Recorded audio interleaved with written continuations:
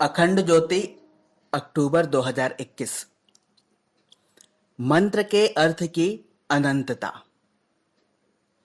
मंत्र शब्द का अर्थ असीमित है।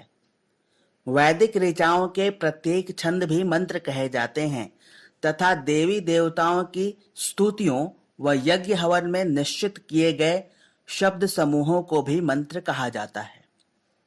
तंत्र शास्त्र में मंत्र का अर्थ भिन्न है।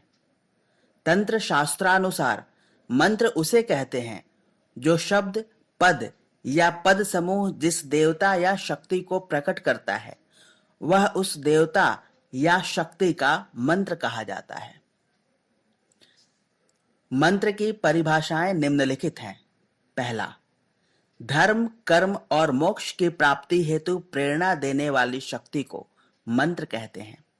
दूसरा, देवता के सूक्ष्म शरीर या इष्ट देव की कृपा की प्राप्ति को मंत्र कहते हैं। तीसरा, दिव्य शक्तियों की कृपा को प्राप्त करने में उपयोगी शब्द शक्ति को मंत्र कहते हैं। चौथा, अदृश्य गुप्त शक्ति को जागृत करके अपने अनुकूल बनाने वाली विधा को मंत्र कहते हैं। पांचवा, इस प्रकार गुप्त शक्ति को विकसित करने वाली विधा को मंत्र कहते हैं। गायत्री के 24 अक्षरों में ज्ञान विज्ञान का महान भंडार छिपा हुआ है। उसके एक एक अक्षर में इतना दार्शनिक तत्व ज्ञान सन्निहित है जिसका पूरी तरह पता लगाना कठिन है। आध्यात्मिक और भौतिक सभी प्रकार के ज्ञान विज्ञान उसके गर्भ में मौजूद हैं, जिनका यदि ठीक ठीक पता चल जाए तो मनुष्य उन सभी वस्तुओं को प्राप्त कर सकता है जो उसे अभिष्ट है। गायत्री वेद माता है। गायत्री से ही चारों वेद और उनकी ऋचाएं निकली हैं। वेद समस्त विद्याओं का भंडार है।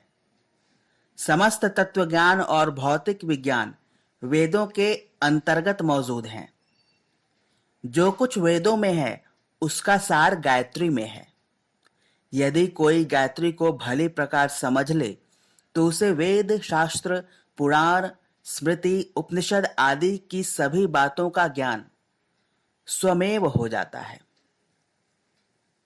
एक एक अक्षर का, एक एक पद का क्या अर्थ, भाव, रहस्य एवं संदेश है, उसके जानने के लिए मनुष्य का सारा जीवन भी कम है।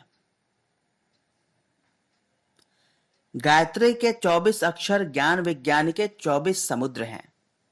उनका पार पाना साधारण काम नहीं है। यहां गायत्री मंत्र के संक्षिप्त भावार्थ पर प्रकाश डाला जाता है।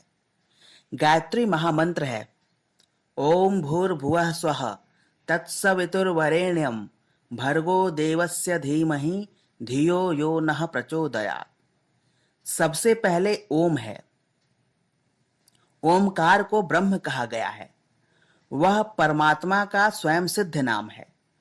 योग विद्या के आचार्य समाधि अवस्था में पहुंचकर जब ब्रह्म का साक्षात्कार करते हैं तो उन्हें प्रकृति के उच्च अंतराल में ध्वनि होती हुई परिलक्षित होती है। जैसे घड़ियाल पर चोट मार देने से वह बहुत देर तक झनझनाती रहती है, इसी प्रकार बार बार एक ही कंपन उन्हें सुनाई देने लगता है। यह नाद ध्वनि ओम की ध्वनि से मिलती जुलती है। उसे ही ऋषियों ने ईश्वर का स्वयं सिद्ध नाम बताया है और उसे ही शब्द कहा है। ओम को प्रणव भी कहते हैं। यह सब मंत्रों का हेतु है क्योंकि इसी से समस्त शब्द और मंत्र बनते हैं।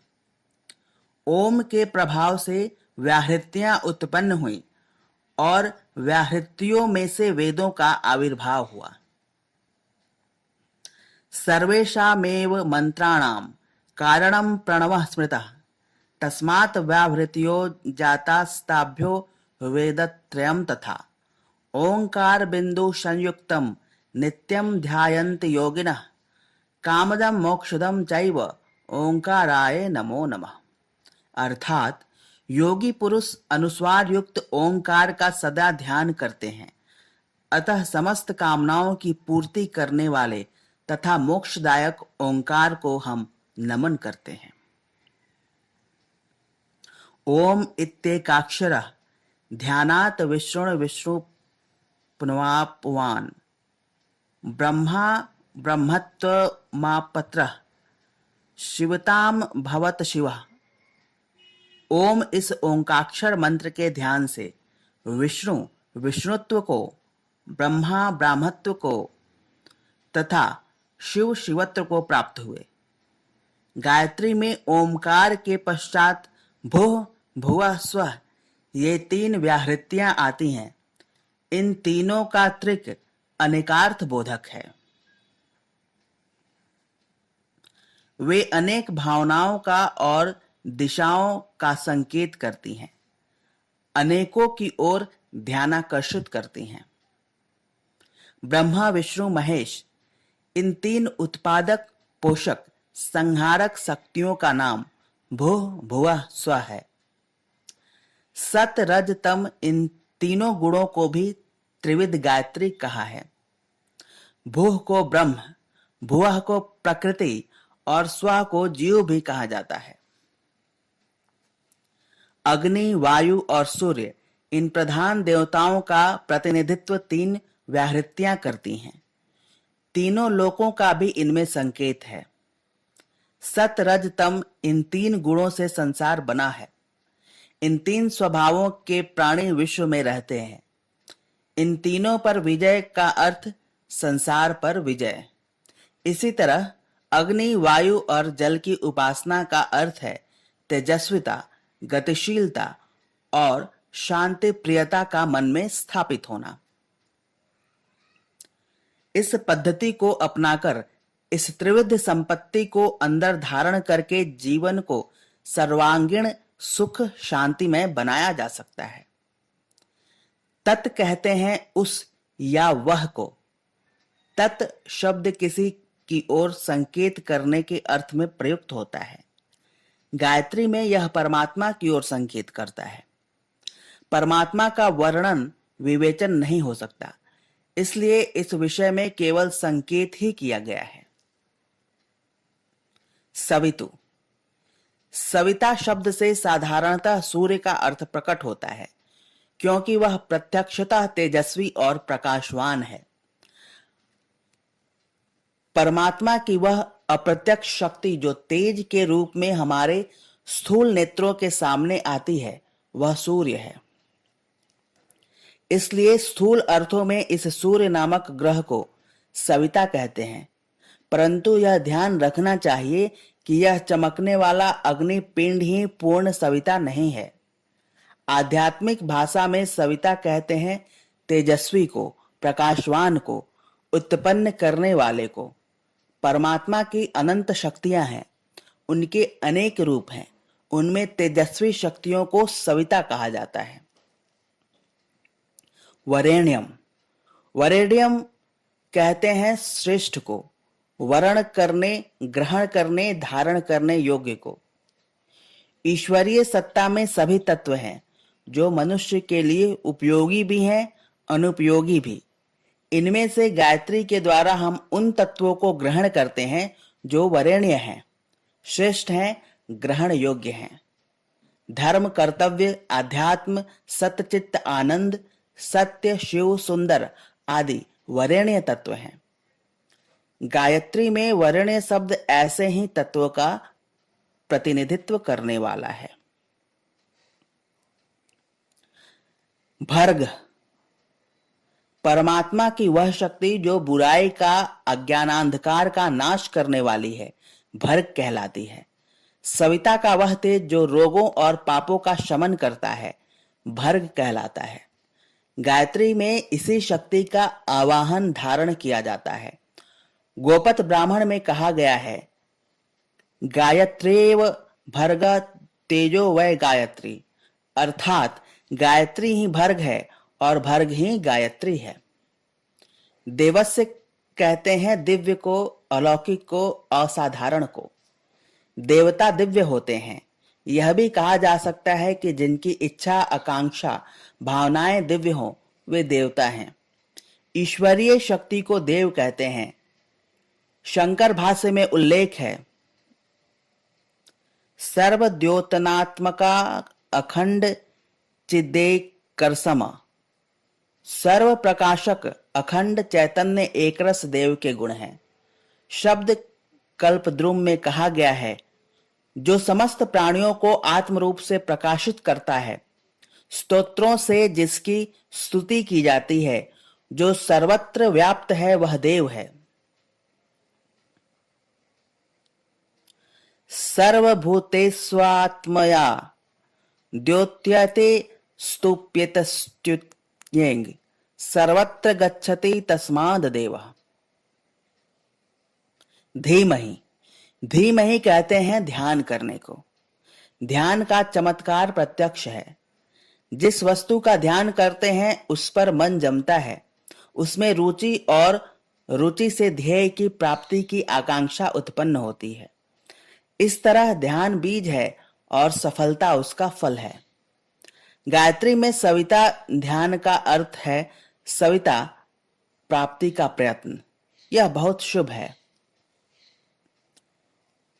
धी कहते हैं बुद्धि को। बुद्धि के यूं तो कितने ही स्तर और नाम हैं। अक्लमंदी, चतुरता, होशियारी, सूझबूझ, दूरदर्शिता आदि बुद्धि विशेष के अर्थ में प्रयुक्त होते हैं। आमतौर पर मानसिक बल को बुद्धि कहते हैं, परंतु यह परिभाषा स्थूल और अधूरी है। जो बुद्धि आत्म कल्याण हेतु सक्रिय रहती है वही असली धी या धियः तत्व है, जिसकी धारणा की प्रेरणा गायत्री मंत्र में की गई है। यह का अर्थ है जो, यह परमात्मा के लिए संकेत है। पूर्व में जो सविता वरेण्य भर्ग देव परमात्मा का वर्णन है, उन गुणों वाला जो परमात्मा है उसे दोहराकर पृष्ठपोषण करने की अपेक्षा यहाँ केवल यह का संकेत कर दिया गया है। यह सविता का रूप है। यह सविता देवः यत्स यज्ञानादि लक्षणम विद्यारण्य स्वा, अर्थात यह सत्य और ज्ञान का स्वरूप है। न का अर्थ है हम लोगों का, न अस्मदिया, न अकस्माकम। न बहुवचन के लिए प्रयुक्त होता है। मैं अकेले के लिए नहीं, मैं अकेले के लिए और हम बहुतों या सबके लिए प्रयुक्त होता है। गायत्री में शुभकामना या कल्याण की प्रार्थना सबके लिए करके हृदय की उदारता और विशालता का परिचय दिया गया है। परमात्मा से प्रार्थना की गई है कि सबको सद्बुद्धि का प्रकाश हो। न शब्द इसी का द्योतक है। प्रचोदयात, इसका अर्थ है प्रेरणा करना, जोड़ना, बढ़ाना। गायत्री द्वारा उस सविता वरेण्य भर्ग का ध्यान करते हैं। इसमें वस्तुओं की नहीं, सद्बुद्धि की प्रार्थना है। परमात्मा को बुद्धि को प्रेरित करने की याचना की गई है। वे हमारी बुद्धि को प्रेरणा दें, जिससे उत्साहित होकर हम अपने अंतःकरण के निर्माण में जुट जाएं। गायत्री मंत्र में प्रचोदयात शब्द बहुत ही मार्मिक है। इसमें आत्मा के गौरव की पूरी तरह रक्षा की गई है। आत्म शक्तियों का भंडार है। उसमें वे सब शक्तियां मौजूद हैं जिनकी सहायता से हम मनचाहे स्थितियां तथा वस्तुएं प्राप्त कर सके। बस यही इस मंत्र का प्राण है, क्योंकि बुद्धि शुद्ध हुए बिना कुछ भी प्राप्त होता है तो उसका सदुपयोग नहीं होता, और जिसका सदुपयोग नहीं वह व्यर्थ है। जिसकी बुद्धि शुद्ध हो गई उसकी गायत्री शुद्ध हो गई। मंत्र साधना के लिए निम्नलिखित विशेष समय, माह, तिथि एवं नक्षत्र का ध्यान रखना चाहिए। पहला, उत्तम माह। साधना हेतु कार्तिक, आश्विन, वैशाख, मार्गशीर्ष, फाल्गुन एवं श्रावण मास उत्तम होते हैं। उत्तम तिथि, मंत्र जप हेतु पूर्णिमा, पंचमी, द्वितीया, सप्तमी, दशमी एवं त्रयोदशी तिथि उत्तम होती है। उत्तम पक्ष, शुक्ल पक्ष में शुभा चंद्र व शुभ दिन देखकर मंत्र जप करना चाहिए। उत्तम दिवस, रविवार, शुक्रवार, बुधवार एवं गुरुवार मंत्र साधना के लिए उत्तम होते हैं। उत्तम नक्षत्र पुनर्वसु, हस्त, तीनों उत्तरा, श्रावण, रेवती, अनुराधा एवं रोहिणी नक्षत्र मंत्र सिद्धि हेतु उत्तम होते हैं। मंत्र साधना में साधन। आसन मंत्र जप के समय कुशासन, बाघंबर और ऊन से बने आसन उत्तम होते हैं। माला रुद्राक्ष, जयंती फल, तुलसी, स्फटिक, हाथी दांत, लाल मूंगा, चंदन एवं कमल की माला से जप सिद्ध होते हैं। रुद्राक्ष की माला सर्वश्रेष्ठ होती है। बुद्धि, सृजन, पोषण, संवर्धन और कल्याण की प्रेरणा का गायत्री मंत्र वास्तव में सर्वश्रेष्ठ मंत्र है। इसका नियमित रूप से जप ध्यान करने से सभी प्रकार के सुख सौभाग्य की प्राप्ति होने के साथ ही मोक्ष की प्राप्ति भी होती है, ऐसा वेद शास्त्रों में कहा गया है। साधक इस महामंत्र का जप करें और सुख सौभाग्य का लाभ उठाएं। समाप्त।